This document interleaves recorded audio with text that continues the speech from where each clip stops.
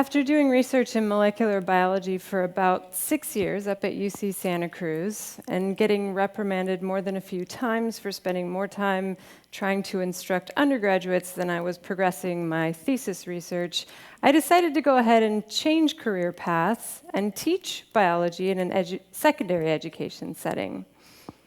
So in my first year of teaching, I had a lot to learn. The administrators came up and told me that as many as 35% of the students in any of my classes qualified for something they called accommodations, and I should be aware of this. Some of you might have heard this term in relation to an IEP or a 504 plan. These are codes that educators use to describe adjustments that we make on behalf of students with learning differences. So I filed away my accommodations dutifully and tried to remember to get them out at the appropriate times. And I was pretty frustrated to find that no matter how many times I asked the student, I could almost never get them to take advantage of these accommodations. I suppose, unsurprisingly, middle and high school students don't really want to be treated differently than their peers.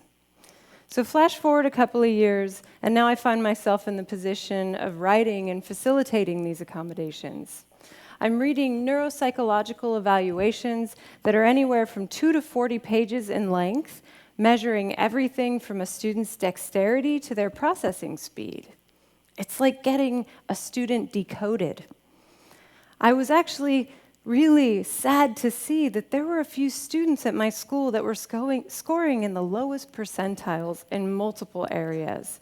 But then I got encouraged to see that those very same students also scored in the highest percentiles in other areas.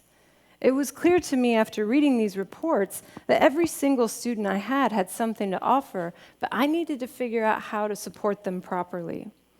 So I started doing some research and asking questions. I teach at a 6th through 12th grade, so many of these students had been working with a team of adults for years prior. So I asked their educational therapists, what do you do to support this child? I asked their parents, what do you do to support your child? What can I, as the school, do to support your child? And I put together all of their answers, and they actually boiled down to a concept that was surprisingly simple. You can build my child's faith in himself if you will give him an opportunity to experience a victory. And I can capitalize on that, and then he'll be able to persevere through the next challenge. I've worked with a lot of students who have different kinds of learning differences, and there's actually only one thing that gets a negative response out of all of them. Sadly enough, it's the word accommodation. When they hear this word, it brings to mind something that they know they can't really do as well as most of their peers. And so in those circumstances, for that child, we lower the bar. Never mind that we know the student tests in the superior range in multiple learning assessments because we're forced to create 2 buckets for students, the normal or the LD bucket. We force the kids in the latter category to internalize a message that there's something wrong with them or they're somehow broken. Well, this was unacceptable to me. So I tried to look at this problem from a different angle. I've had the opportunity to teach about the benefits of ecological diversity and genetic diversity in a variety of settings. And it's pretty widely accepted that there's no healthy biological system that doesn't have a lot of diversity and variation, that brings it resilience. So I tried to apply these rules to cognitive processes.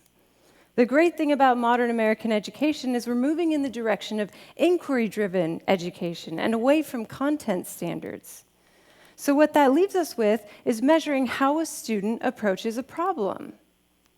But it leads me to fear, are we ready to agree as a society that there's only one correct way to approach a problem? Or that the answer that the student arrives at the quickest is the best? When you ask the questions this way, it actually seems pretty obvious that you wouldn't want that to be the way a classroom works, that you would want a teacher to employ a variety of strategies and ways to get people to engage in that problem from a variety of perspectives to fully develop an idea. But that's actually not how modern education works. We designed instructional methods and assessments back in a time when we didn't have facts at our fingertips, and we didn't know all the wonderful things we know now about how cognitive development can vary. In my research, I also found out that processing speed, which is one of the things that gets tested in the neuropsychological evaluations, increases with age. Now, if you've ever worked with adolescents or been one, you know that we don't all grow at the same rate.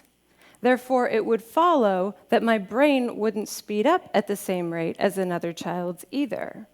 Yet, we continually subject children to time-limited standardized testing throughout their development.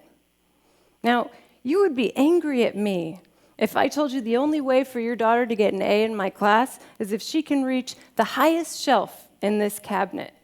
Because you know, my daughter can't control her height. So why are we okay with a student being frustrated that they can't finish the SAT? This data is not new. I found this information in a publication from Washington University as far back as 2000.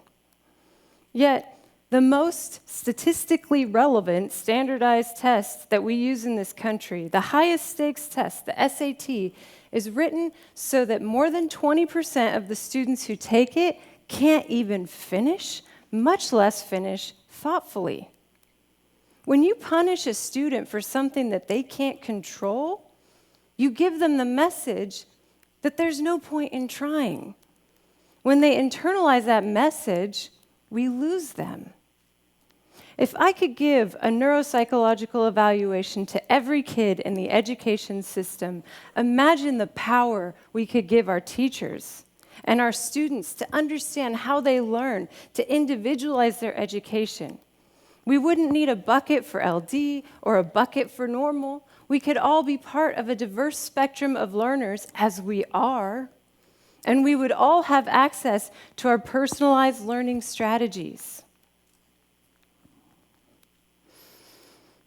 So I know that probably some of you have been familiar with at some time somebody who's been suffering under the structure of the current system. And I don't want us to think that the stakes here are low. You might have known somebody in high school. Maybe everybody knew this girl was super intelligent, but for whatever reason, she just couldn't achieve academic success. I want you to think about what happened to her. I want you to think about whether she made it to college. Is she applying right now?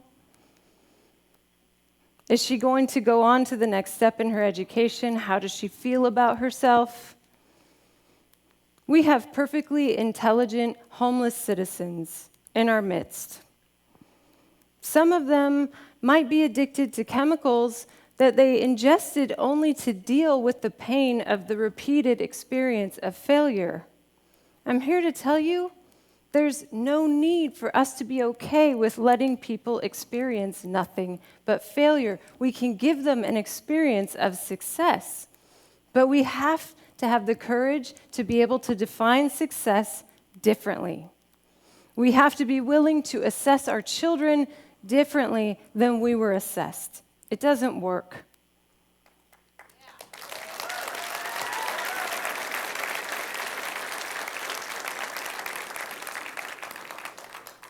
I'm ready to let go of the world where students need to know a catalog of facts and embrace a form of education where we learn how to engage and solve problems, maybe simply, maybe creatively, maybe quickly, maybe slowly, but let's just reward the students who work, regardless of the pace. I want you to ask yourself, do I want to live in a society where the people in positions of power have all come to the conclusion that there's only one way to approach a problem? Where the people who have the most objective success all have the least diverse set of skills, priorities, and values? That's not a world I want to live in. A system without diversity has no resilience, and our children are no different than an ecosystem. And without resilience, we will continue to fail. Thank you.